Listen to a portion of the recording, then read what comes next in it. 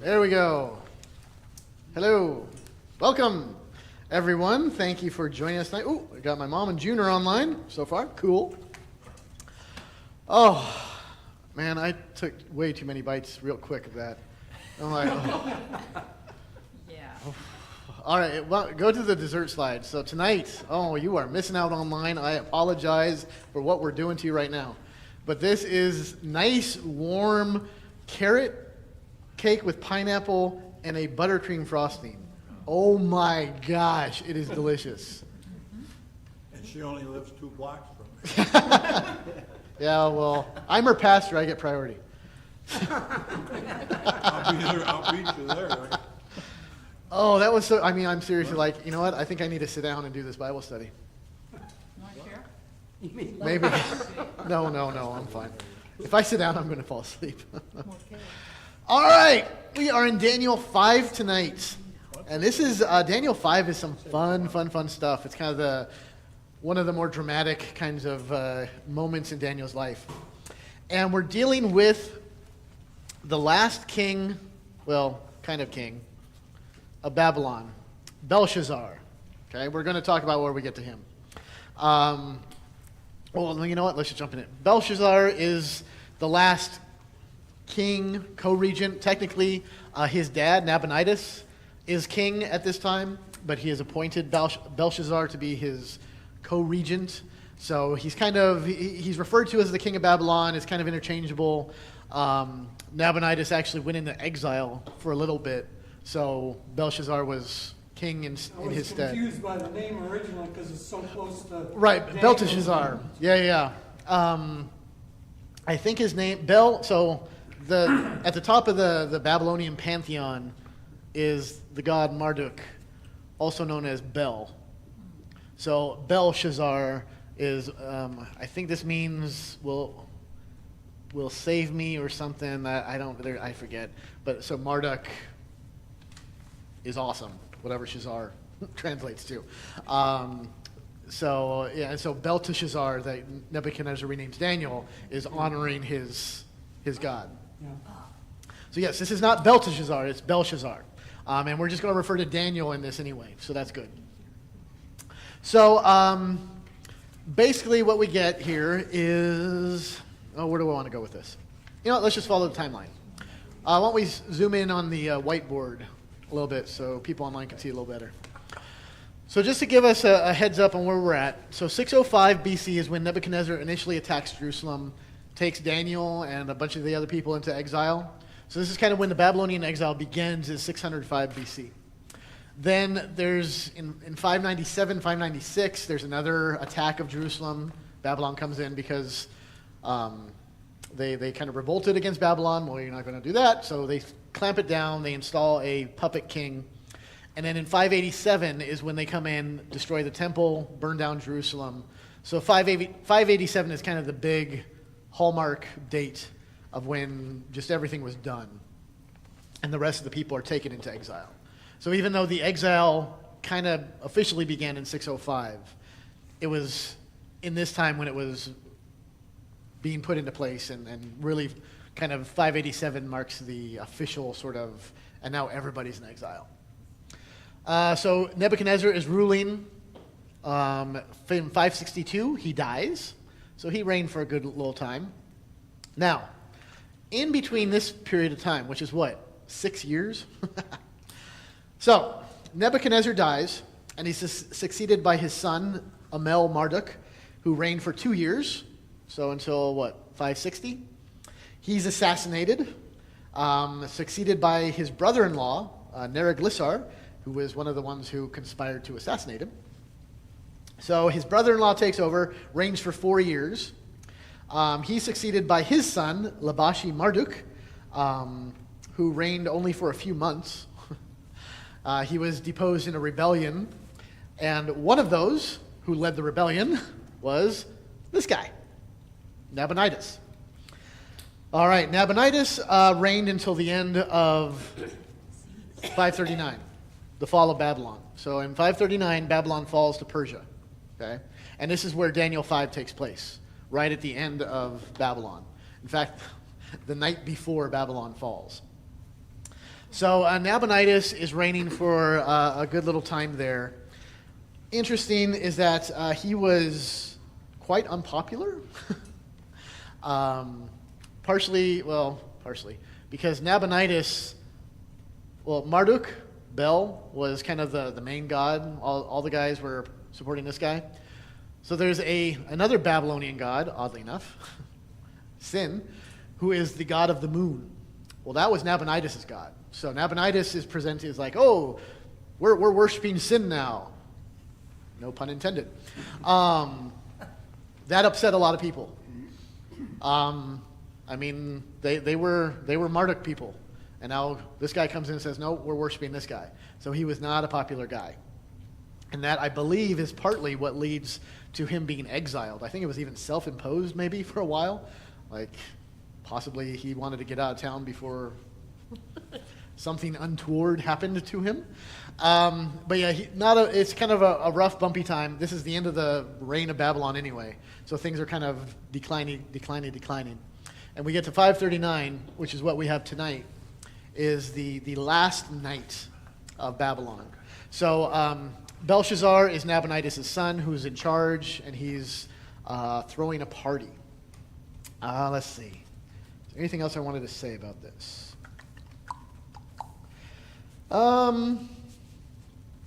Actually, kind of an interesting little... you can pull back to the full view there.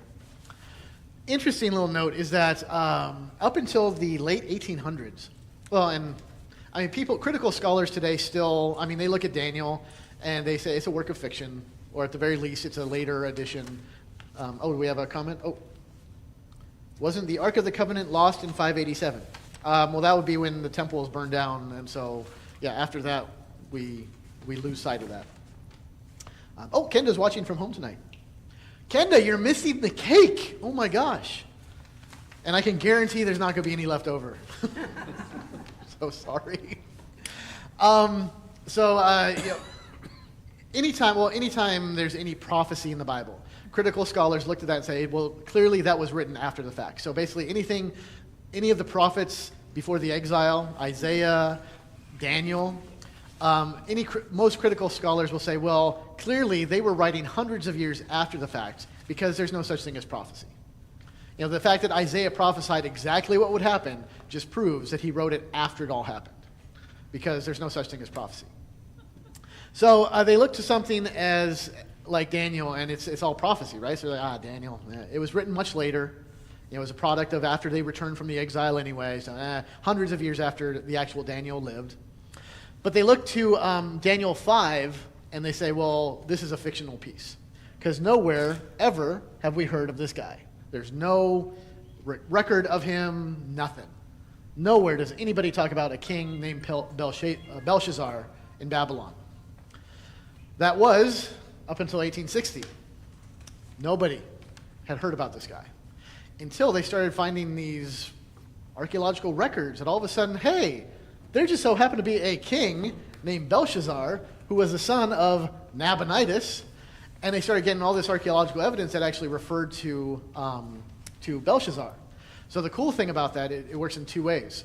Not only does it point to like, well, hey, Daniel knew what he was talking about, and he's actually talking about stuff. But the cool thing about this is that it basically says, like, you know what? Daniel couldn't have been written later. Like, Daniel could not have been written after the fact because nobody had record of this guy. I have a question. Yeah. It says here that Belshazzar, Nebuchadnezzar was his father. We will get to that, yes. Always ahead of things. Okay. We'll get to that. No, I know. So Belshazzar, actually, he couldn't even, if Daniel was writing hundreds of years later, it doesn't make any sense because nobody knew about him. He was like lost to antiquity, which is not unusual because usually, who writes the history books? The conquerors or the conquered? Yeah. So the fascinating thing about that is once we start finding all this evidence that supports Daniel and Daniel 5, it actually supports a understanding that Daniel was written pretty much when we think he's written, that he's writing in the midst of all this or right immediately in his lifetime. So that's just kind of trivia. File that away. It's just interesting. All right. before we begin, well, we'll get into that. Any other questions, thoughts, before we jump right in? They weren't any nicer back then than they are now. You know what? Sometimes they were probably nicer. Is this the same Babylon that God sent everybody in different directions and they couldn't understand each other one day? Oh, that was Babel. Now, where Babel was, oh gosh, it might have been. I don't remember exactly where Babel falls in terms of geography. I'll get back to you on that one. But no, different.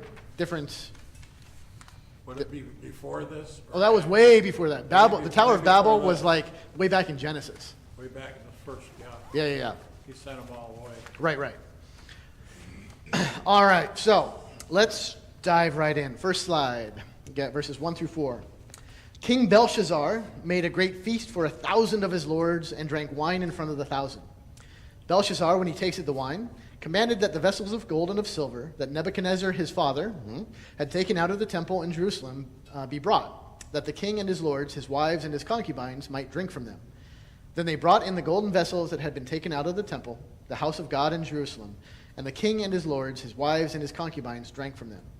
They drank wine and praised the gods of gold and silver, bronze, iron, wood, and stone.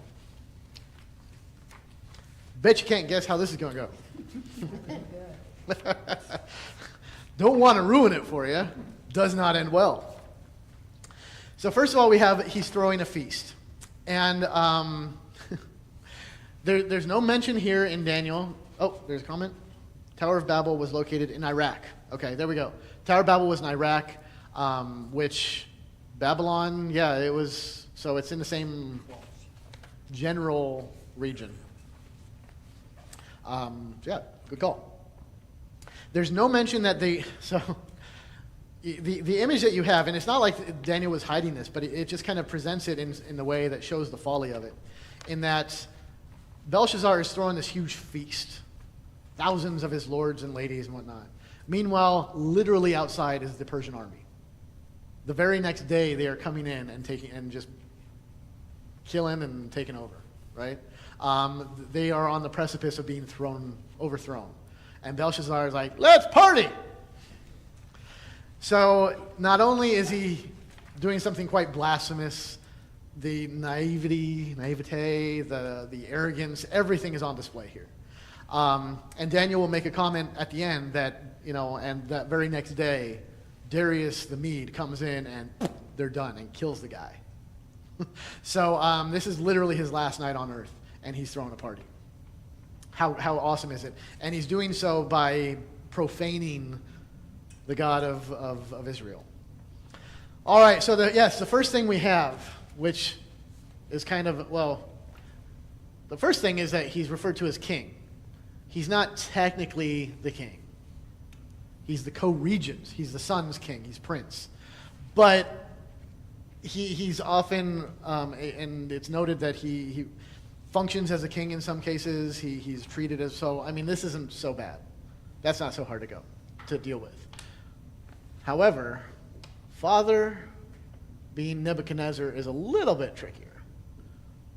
It's not too tricky, but it definitely initially should throw you like, wait a second, because Nebuchadnezzar was really his grandfather, if anything.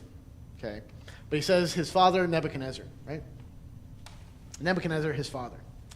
So, You said he was his grandfather, and now you're saying he's his father? technically speaking, he would have been his grandson, but he's referred to here as Father. that Nebuchadnezzar was his father. Now, the first route to this is to say that father doesn't always mean directly over you. Just like if you said that Belshazzar was Nebuchadnezzar's son, would not be an issue whatsoever, because Jesus is the son of who? David, God. God, but also David. Son of David? Yeah, he's often referred to as the son of David. Well, David's not his dad, right? Just means that you follow that He's in the line. lineup, right. So saying that Nebuchadnezzar, that his father's Nebuchadnezzar, can just mean that he's in the line of Nebuchadnezzar. Now there's some, depending on your level of scholarly stubbornness. Say, well, when people are referred to as the son of, that indicates lineage, but father is less used and blah, blah, blah. The interesting thing that we get here is that with the connection with Nebuchadnezzar, specifically with the vessels of the temple that are being used, not only is this indicating a lineage, but the fact that here's Belshazzar. What was Nebuchadnezzar's main sin that God kept trying to deal with? Acting like he did everything. Acting like he did everything. Yes, absolutely. So it's arrogance, self-importance, right? Yeah. And guess what Belshazzar's issue is? Same thing. Same dumb thing. So not only is he in the line of Nebuchadnezzar, his grandfather, but in a way, Nebuchadnezzar serves as his spiritual father in the sense that they are both dealing with the same sin. And when God comes to deal with them, at least Nebuchadnezzar begrudgingly admits, like, oh, okay, this God is the highest God. Belshazzar, not so much. And what we see here is that he's kind of trying to position himself as greater than Nebuchadnezzar. See, Nebuchadnezzar, and there's a repetition here where Daniel says, they took the vessels. So they took the vessels, and they brought the vessels. Nebuchadnezzar took the things out of the temple and stored them in his treasury, okay? So there was kind of a brazenness about that. Well, he left them in there, though. Belshazzar is like, bring them out. We're going to drink from it. We're going to party with it. So he's kind of placing himself like, Nebuchadnezzar wouldn't even use these things. I am greater than him. I'm going to use them. I don't care whose God they belong to. You got to remember, they believed in many gods.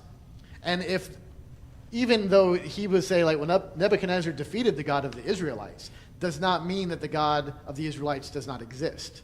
It does not mean that the God of the Israelites isn't powerful.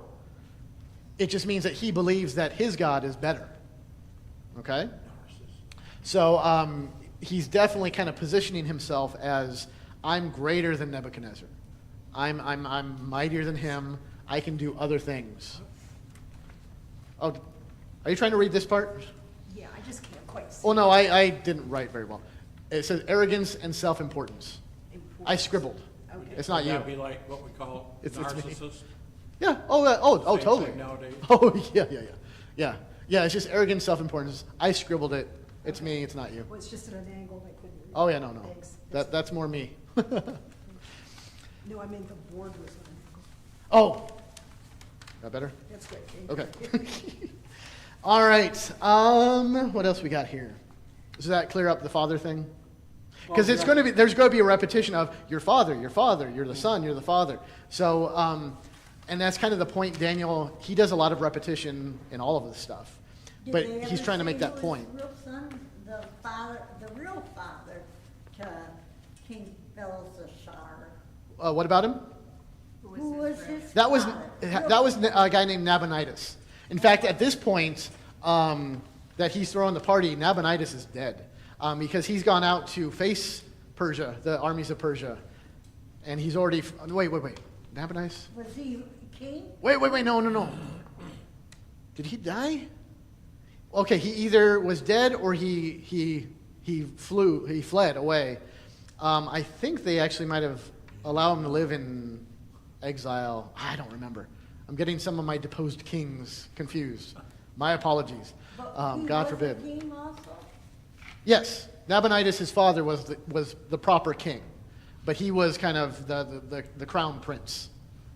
So he's referred to as king, just because he's also ruling too. All right. I think that's about it for that. Any questions so far? Yeah, and also the repetition I mentioned in this text kind of shows how, he says, like, Belshazzar says, bring these things taken from out of Jerusalem, the vessels of gold and silver for my lords, with their wives, their concubines. And it says, then they brought out the golden vessels that had been taken out of the temple, the house of God in Jerusalem, and the king and his lords, his wives, drank from them. They repeat it. is to show also kind of the almost like brainless, mindless, like, okay, the king says and we do, and okay, this is it. As the king says it's going to happen, this is what's going to happen. So he's kind of blindly leading these people into joining his profaning Yahweh, which, as we see, will not go well. All right, next slide, verses 5 and 6. Immediately, the fingers of a human hand appeared and wrote on the plaster of the wall of the king's palace, opposite the lampstand. And the king saw the hand as it wrote. Then the king's color changed, and his thoughts alarmed him. His limbs gave way, and his knees knocked together. Or saying he was scared crapless. So yeah, this is where we get the phrase, the writing on the wall. If you weren't, I mean, seriously, this is, if you ever wondered, like, oh, the writing's on the wall, this is exactly where it comes from. So you get this, I mean, it's very dramatic, very cool thing. Oh, I lost my messages here. Oh, there we go. Belshazzar. Oh, here, my mom's on the ball here. She's Googling the heck out of things. Belshazzar means Bel, protect the king. I was close. I said save the king, or save me, or something. Close enough. So anyway, this disembodied hand appears and writes on the wall. Again, I don't know why this stuff hasn't been made into a movie yet. This is very dramatic. And it doesn't say, and everybody gets to see the writing. And it's not exactly clear if only Belshazzar saw the writing, or if the other people saw it. It doesn't really matter. It's left pretty ambiguous, so the idea is everybody could see the handwriting. But the focus is on Belshazzar. Okay? He's the one who reacts to it, or at least that we get the reaction. And the point being is that Belshazzar is the one in trouble. He's the one in the hot seat. And he's the one who God is coming to bring a little to. All right? So he is terrified. His color changed. So yeah, just all the color drains out of him. Thoughts charitably alarmed him, and he just like loses it. His limbs give way. His knees are shaken. It's the fun thing is that again, huge army outside. He'll be dead tomorrow, even if he doesn't realize it. Huge invading force is right at his doorstep. Doesn't worry about that. Who does he fear, though? This disembodied hand, right? God. So actually, the one thing that maybe he gets right, it's like, oh no! But that's not, he's not going to, if you're thinking he's going to hold out and repent, that's not going to happen. All right. Next slide, verses 7 through 9. This is going to sound familiar. The king called loudly to bring in the enchanters, the Chaldeans, and the astrologers. We've been here before. The king declared to the wise men of Babylon, whoever reads this writing and shows me its interpretation shall be clothed with purple and have a chain of gold around his neck and shall be the third ruler in the kingdom. Then all the king's wise men came in, but they could not read the writing or make known to the king the interpretation.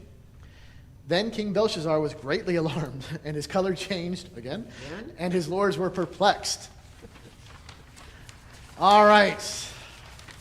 Man, these kings of Babylon. Here again, I'm wondering, how does Daniel disappear all of a sudden? Well, that's a good question. But you got to remember how since the time of Nebuchadnezzar, many years have passed. And you've had at least, 4 different rulers come and go. So there's a very likely possibility that he's fallen out of new administration, new guys. Some of them, definitely what Belshazzar seems to have sort of he doesn't think too highly of the people of Judah, seemingly. The implication is there. So he definitely is like, they're no good. And it shows because he doesn't call Daniel right away. He actually knows about Daniel, but we'll get to that. But the other kings might have just... And I mean, we don't have any record of God intervening with these other kings. He might have. But it could just be, good Lord, how quickly people forget. Even in the span of, a year of a new king, it might be like, Daniel? Daniel who? That guy? That was Nebuchadnezzar. He was crazy. He lost it for a while and was out, eating grass. We do that. So there's very likely that he just was, he was still in Babylon, but he just was no longer at that position anymore, which probably. Because as we'll find out, he's not forgotten, but he's definitely just not right there. So again, yeah, now this time he can't read it or interpret it. Okay, nobody can, they see the words, but they don't even know what it says. We'll get into that a little bit. What's the difference between how Nebuchadnezzar deals with getting some help and what Belshazzar does? Well, Nebuchadnezzar, he had his head prisoner guy tell him about Daniel. Well, yeah, but even before that, so when Nebuchadnezzar had his dream, what did he say? Like, how did he try to encourage the wise men? What was his encouragement to them? Well, Like, do this, and you'll get what? Or Yeah, he don't was do it. threatened Yeah, he Under seconded penalty of mine. death. right. Yeah, Nebuchadnezzar threatened him and said, look, if you don't do this, I'm killing you. Like, or if you get it wrong, I'll kill you. Belshazzar goes the honey approach, you know? Daniel's the carrot. Right. Which makes it even more amusing that he's saying, oh, you'll be third in line in all Babylon, and I'll give you all this stuff. Like, sure, dude, it's going to be great for a night. Yeah, it's the same outcome. And like, he's not unaware that their army is approaching. I mean, it's not, he's not completely oblivious. So, I mean, even it's ridiculous on the sense that it's like, really? Like, okay, great. What an incentive. Wow. That's awesome. So, taking a different approach, but he's still very foolish. I guess the focus? Well, I don't know if the focus is off. I can't tell.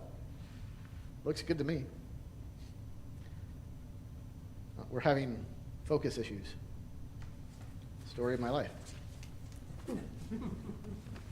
Oh, it's fixed. Okay. Well, I fixed. Anyway, cool. Okay. Okay. So they couldn't read the words. So everybody has an opinion on this, and even in our CPH commentary, there's a whole section about the different possibilities, and we'll get to the actual words. And the thing is with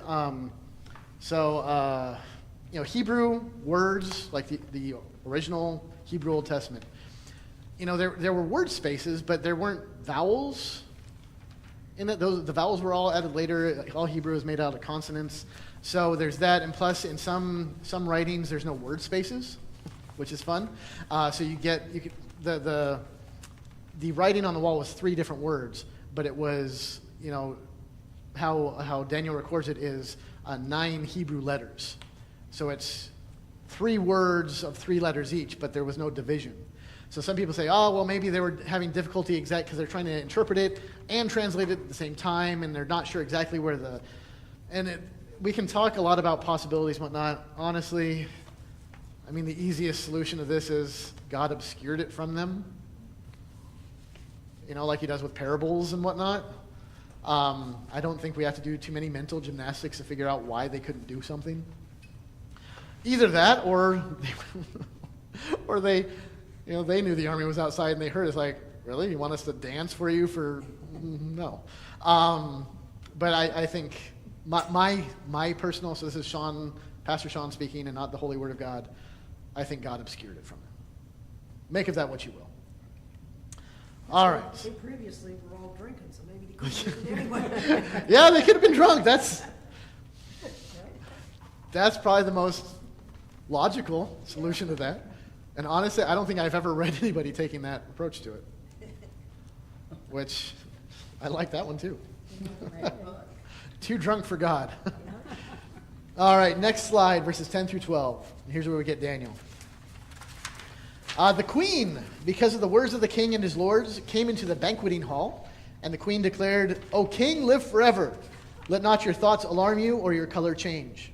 There is a man in your kingdom in whom is the spirit of the holy gods. In the days of your father, light and understanding and wisdom, like the wisdom of the gods, were found in him.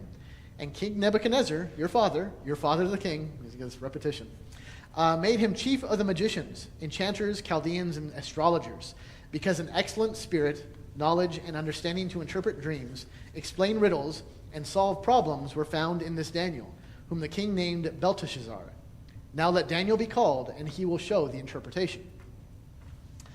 All right, so the queen comes in. Likely we're talking about the queen mother, so his mom. She has knowledge of Daniel and of the events. You know, this is within lifetime, so it still covers that. Recalls Daniel and what he did for Nebuchadnezzar. You notice that she speaks in kind of the same descriptive ways that previously that Nebuchadnezzar did. You know, in whom is the spirit of the holy gods. So we get this kind of, she's kind of an old school, like, hey, I remember. This is how great this guy was. Now she keeps repeating, the king, your father the king. She's kind of, she seems to be kind of pointing to Nebuchadnezzar and saying like, hey, you know, your grandpa, your father, Nebuchadnezzar, the one who you were trying to emulate, he trusted this guy. He knew that this was the guy to go to. And what we're going to see is that he doesn't want to. He doesn't want to deal with Daniel. Okay? The interesting thing is that before, like, Nebuchadnezzar always referred to him as Belteshazzar. Here she's referring to him as Daniel. And in fact, she's like, well, we called him Belteshazzar, but yeah, let's get Daniel.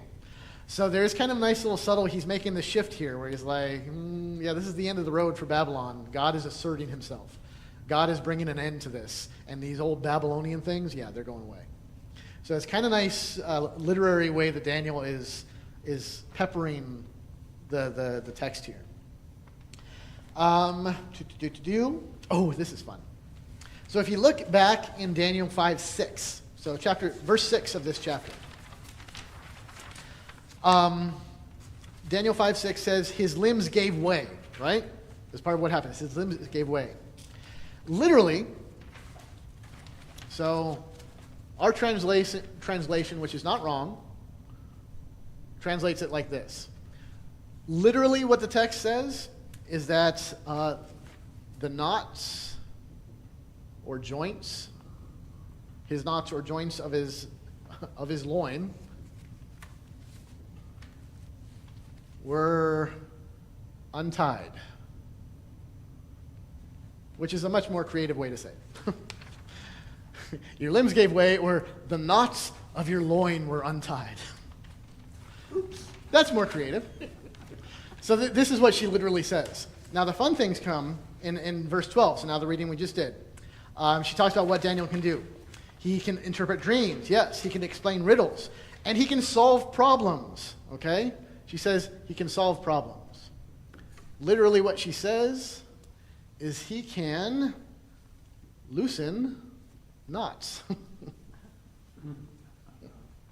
Which is to say he can untie or solve knotty problems, difficult things. He unravels them. So it's kind of fun. It's just a nice little ironic twist here where she says that his knots are all untied. It's like, oh, Daniel can untie knots. Which is kind of fun because the reason that this happens is because of God is working. And she's saying like, yeah, Daniel does the same thing. Which is a very subtle kind of foreshadowing to Belshazzar that, yeah, if you're going to bring Daniel, yeah, he's going to bring the word of God, which has already freaked you out. And it's going to get worse. And it is. So that's just kind of fun. So Daniel is Belshazzar? Belteshazzar. His Babylonian name is Belteshazzar. But the king's name is just Belshazzar. I know. Yeah, I didn't get that. In fact, Daniel might have included his name more often just to alleviate some of that confusion. All right, next slide, verses 13 through 16. All right, then Daniel was brought in before the king. The king answered and said to Daniel, "You are that Daniel, one of the exiles of Judah, whom the king my father brought from Judah. I have heard of you that the spirit of the gods is in you, and that light and understanding and excellent wisdom are found in you. Now the wise men, the enchanters, have been brought in before me to read this writing and make known to me its interpretation, but they could not show the interpretation of the matter. But I have heard that you can give interpretations and solve problems. Now if you can read the writing and make known to me its interpretation, you shall be clothed with purple and have a chain of gold around your neck and shall be the third ruler in the kingdom." All right. So Belshazzar knows of Daniel. Okay? Because he adds in these little details of like, oh yes, he's one of the exiles of Judah. He evidences that he's aware of Daniel at least. Okay? He's heard of him. Okay? And he doesn't. Okay. So he says, "You are one of the ones of the exiles brought from Judah by my father Nebuchadnezzar." So he knows that. Well, he also knows that the vessels that were taken from the temple were removed by Nebuchadnezzar. So already Belshazzar is saying like, okay, yeah, I know you worthless things were taken from Judah. These things that we're using as cups and saucers, and even you. So he does not have any respect for Daniel whatsoever. He doesn't necessarily like the people of Judah either. There's definitely kind of a vibe here that he's not keen on Daniel. And he doesn't, even though he says, oh, I've heard. He doesn't, Nebuchadnezzar was like, oh, yes. Even when he brings Daniel back, he's like, oh, yes, Daniel, you know your stuff. You can do it. Belshazzar is like, well, I've heard these things about you. And then he says, well, if you can do it. He's not there. He's not really giving Daniel much. The fact that he offers the same reward is either because, well, more than likely he assumes Daniel can't do it. Because he said, if you can do it. So he's not convinced. So offering him the same reward, he probably doesn't think it's going to happen. Or he realizes, like, well, this is really no good anyway, so might as well. Either way, he brings Daniel in, and he's very like, I'll humor mom. Fine, bring in this Daniel. And like, oh, and he's, you can imagine he's probably making a big show of this. He's the king, or at least number 2, and he's got all of his guys and their wives and everything. So he's got to make a big, he's the guy. So and he's already, they've already seen him lose his color twice. So he's already embarrassed. He's already kind of shamed himself, and he needs to present himself like, no, I'm the king. Not going to go well. All right, questions or comments? Well, I noticed that he told the Chaldeans that they would be the third ruler of the kingdom, but he tells Daniel that he'll be the third ruler in the kingdom.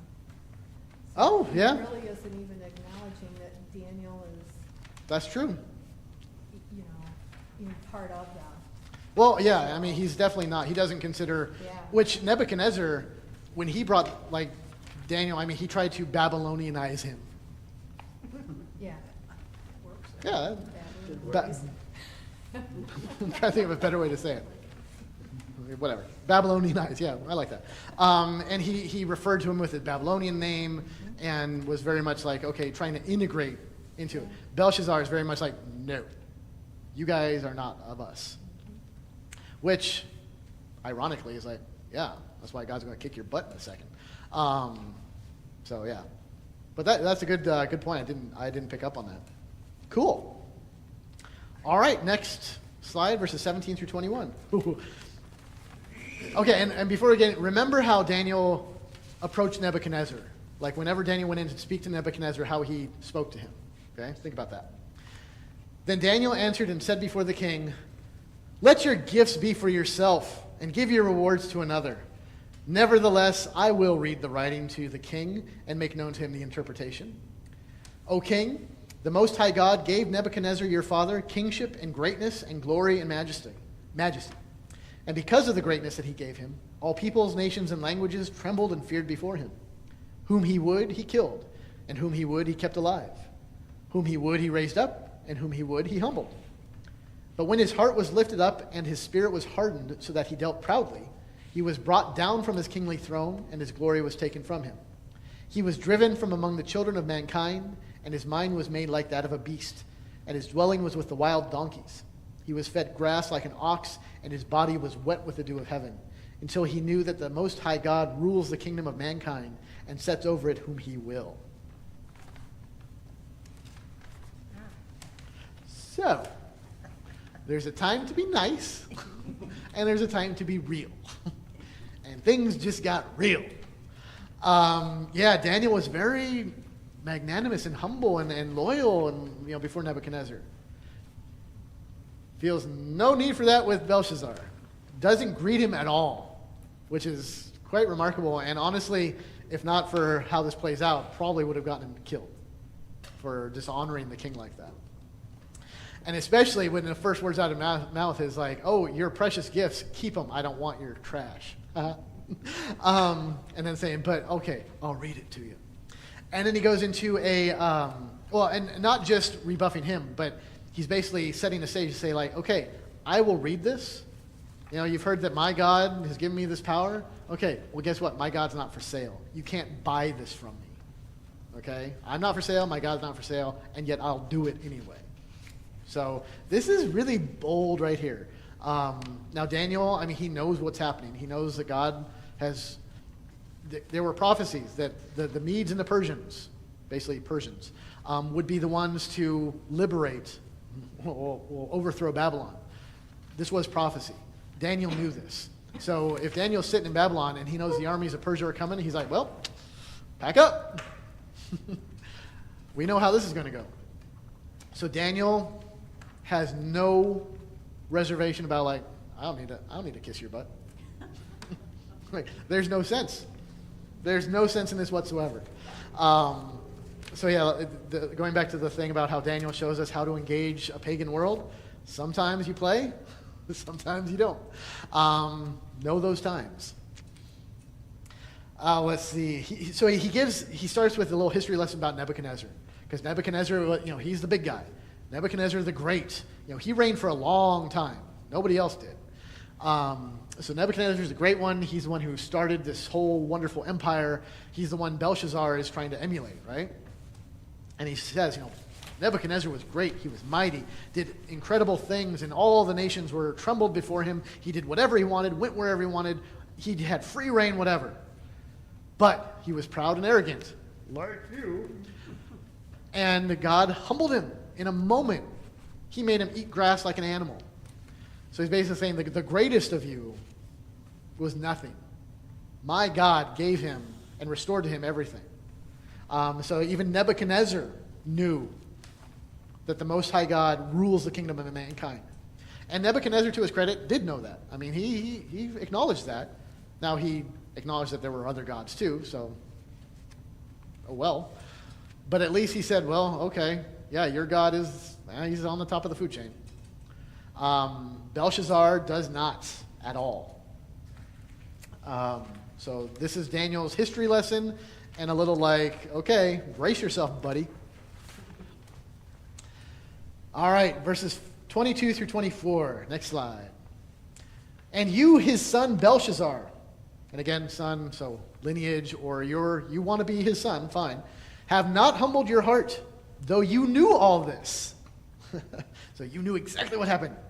"But you have lifted up yourself against the Lord of heaven, and the vessels of his house have been brought in before you, and you and your lords, your wives, and your concubines have drunk wine from them.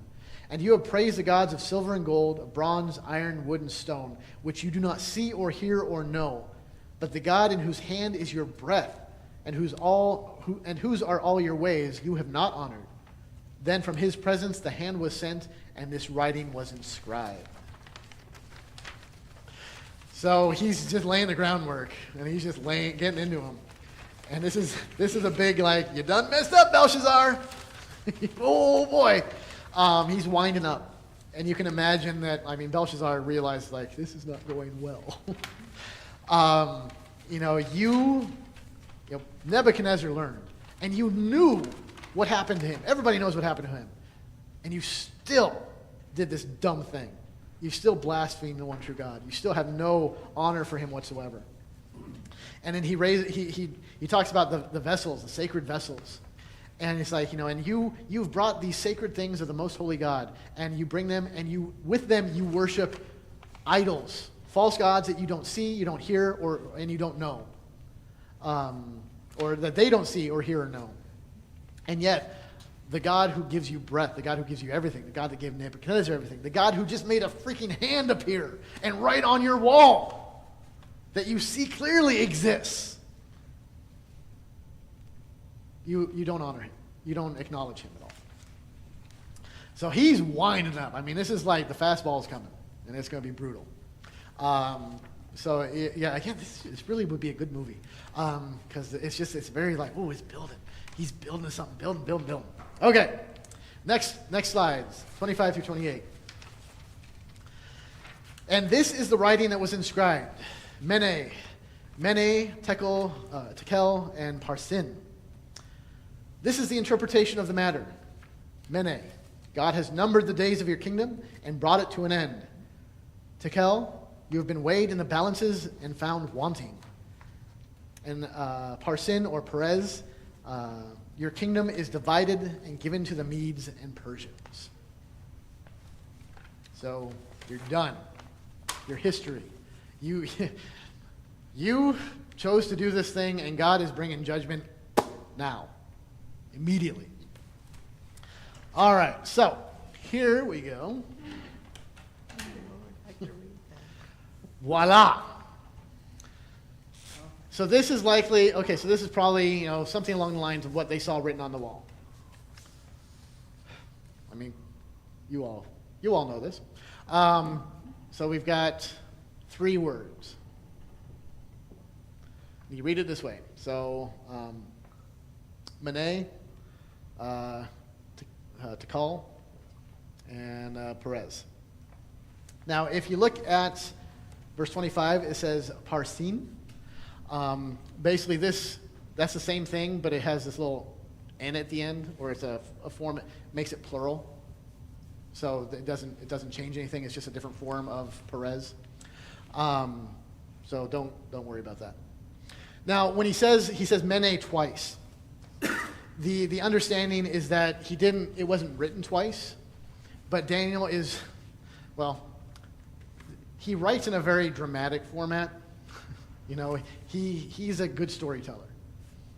And so as part of this, he's kind of recording as he is reading it. So he's like looking at it and like, okay, all right, what does it say? It says Mene, Mene, Tekel, Parsin. So it's not necessarily that this was doubled. It's just that's how he read it to him. So we have 3 different words.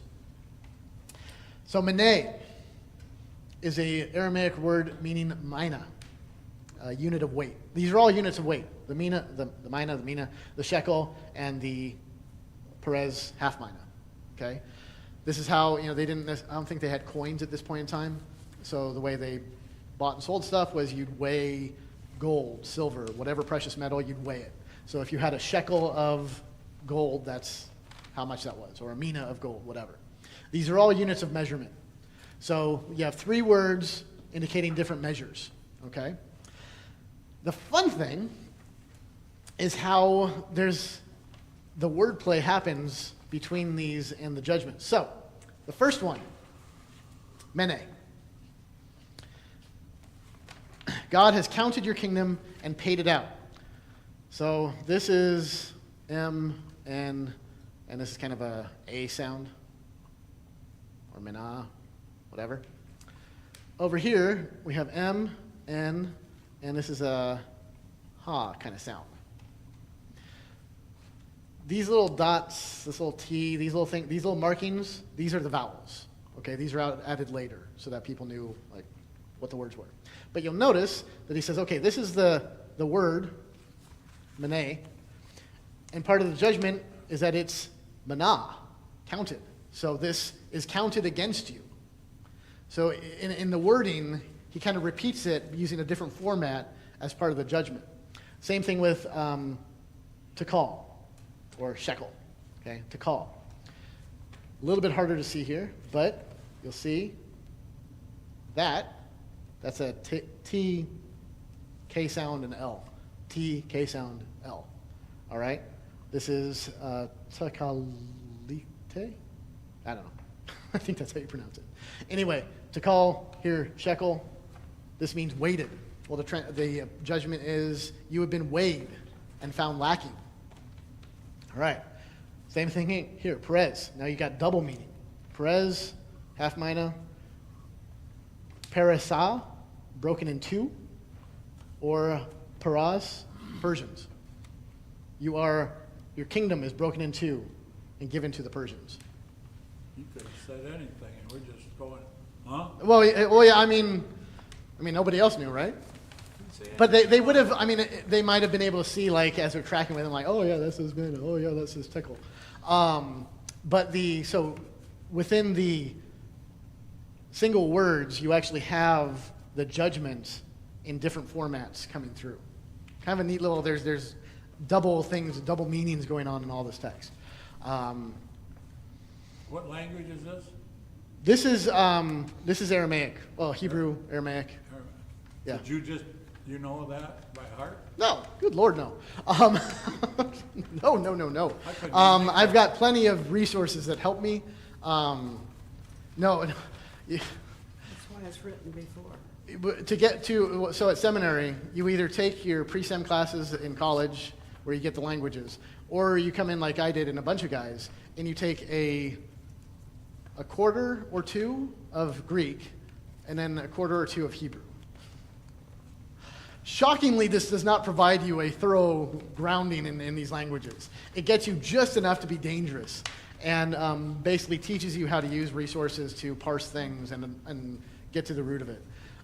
So I can read, like I can speak it, like as I'm reading it, I can go along and get it probably 70% pronounced correctly. But do you know what you're reading? Sometimes. That's like looking at tree. No, that's where lexicons come in, dictionaries, and that's what we did in seminaries. You translate a piece of text. A lot of the words you recognize because a lot of words are repeated and just common. But then there's a lot of words you have to look up in the dictionary and be like, oh, okay. And then Hebrew's, well, as you can tell, you have three consonants. Well, based on these little dots, it changes everything. And then the forms, the parsing of the words can make it a whole different thing too. So Hebrew's kind of it's a challenge. Let's put it that way. It's a challenge. All right, so that is so the writing on the wall is all that. Okay, and you don't have to copy any of that down. Please don't.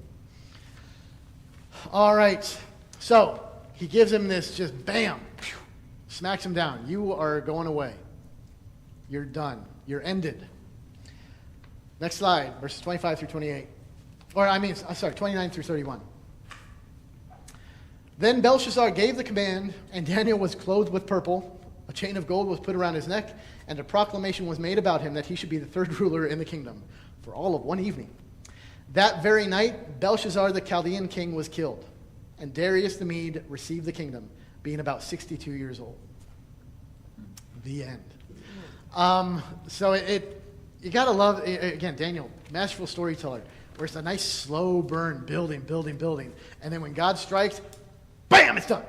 He is dead. There's no messing around. He dies that very night. Now he does, Daniel said, I don't want your reward. He gives him the reward anyway.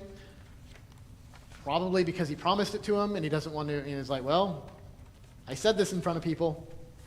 I can't go back on my word. So he probably reluctantly did this. But then it didn't matter anyway. Because that very night, Persian army comes in, kills him. So yeah, it's very, very much God's judgment comes swiftly. With Nebuchadnezzar, God was patient with him, right? Gave him a year to change his ways. He didn't, made him crazy, but took a long time. Belshazzar, all it took was a night, an evening, and God brought his judgment down. So if we want to get a lesson from that, don't wait to repent. Never know when God's going to be like, your time's up. But there's also a very cool kind of gospel. Do you see any gospel here? I mean, we get the law, right? You're right, that makes a good movie. I'm telling you, man. Yeah. Daniel would be great. I mean, all of Daniel would be great. The problem is the people that make the movies don't know anything about that. True. So the law, I mean, this is all First Commandment stuff, right? You shall have no other gods, right? Right. So the law clearly is the God is one, have no other gods. what gospel do you hear in that last little section? Or what, maybe not that you hear, but what do you see any gospel? It's in here. It's really cool. And it's kind of, it's interesting. You mean, what is it, what was a proclamation? Well, there's not a direct proclamation, but there's gospel hidden in here. It's hidden. Oh, Is it the word received, that Darius received the kingdom? That connects to it. That's part of it, because God giving shows that He is truly in charge, and in giving the kingdom over to the Persians are the ones who are going to release Judah back. And of course, Judah goes back. They rebuild Jerusalem. They rebuild the temple. So setting the stage for Jesus. So yeah, that's definitely part of it. That's probably the most direct gospel note in here. But the fun, cool thing is this really weird detail that he gives. Yeah. Because at no other point in Daniel does he give the age of anybody. And this is one of these things that when you're reading books of the Bible, pick up on these little things where it's like, that's either odd or it's out of place, or that's the first time I've heard anything like that. And it's an odd little detail to put right at the very end, being about 62 years old. Because what this means is that, so Darius is about 62 years old, right? Means he was born 601 BC. All right. Daniel is taken into exile. Well, actually before that, right? Daniel is taken into exile in 605 BC. So right around the time that Daniel is taken into exile and all of Israel or Judah is going along with him, God has already brought about the Savior. God has planned this for 62 years, well, more than 62 years. But He's had this in motion that He's bringing up this Darius to be the one to deliver His people back out of exile. So, and the cool thing is that, so in the midst, why was the whole reason for the exile? Why were the people of Judah taken from their land? And be punished. Yeah, because they rejected God, right? So while they were being punished for rejecting God, God was already planning their deliverance, was already planning to save them. So even though they were faithless, God remained faithful. So there's this cool little stuff. So even like this little weird random detail that he was 62 years old, which is a weird note to end on. That isn't very long, though, in God's time. Well, in God's time, no. In our time, it's considerable. Well, yeah, he was quite old for back then, really. Right. But I mean, it just shows In God's that. time, that was a blink of an eye or less. Right. But for us, I mean, this is a generation. And God, sometime, like, we might be wondering, like, where's God working right now? And look out in our world, like, what the heck's going on? Who knows what kind of time frame He's working with? Either individually, corporately, in the church-wise, locally, nationally, whatever. I'm mixed up now. What is the gospel 62 years old? Oh, just that Darius, the king of the Persian who came in to defeat Babylon. They were Christians too? No, they were pagans. Well, I thought. But it ends by saying he was about 62 years old when he conquered Babylon. Oh, So we're saying that since he was 62 years old, and Daniel includes that detail, it shows that way back when the exile first started, this guy was born. So God was already planning to use this guy before he was born to conquer Babylon. no, really? Yeah. So God uses a pagan nation to bring judgment upon His people, and uses another pagan nation, pagan king, to free them. So God is using, and which plays into the whole message of Daniel that we've had so far, where God is the one who gives authority and power. So this puts Daniel, must be in his 70s. Yeah, oh yeah, he's an older guy. Yeah, by this point, because he was like a teenager. So yeah, he was 70s, maybe 80s. Yeah, so he's an older guy at that point. Because yeah, if you think back, he was like a teenager with Nebuchadnezzar. So by the time Belshazzar is around, he's 75 years old. So a lot of time had passed for him, for sure. And he was kind of prisoner, a good share of that time, wasn't he? Yeah, well, I mean, exile for sure. Prisoner, I mean, he had his ups and downs.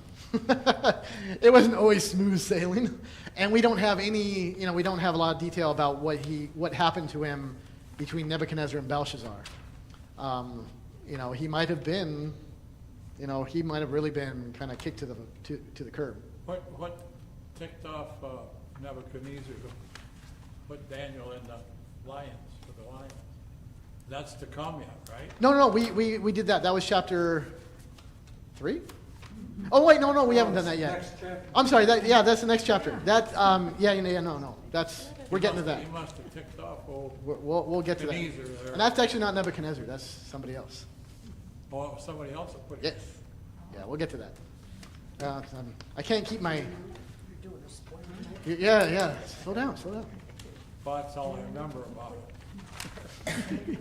That and putting the 3 guys in the fiery. But, I mean, there's a lot more to, most people think like Daniel, fiery furnace and lion's den. There's a lot more that goes on here. And it's very, very lively. It's fun. I like Daniel. All right, any other questions, comments? People online are pretty quiet, but that's cool. God. All right.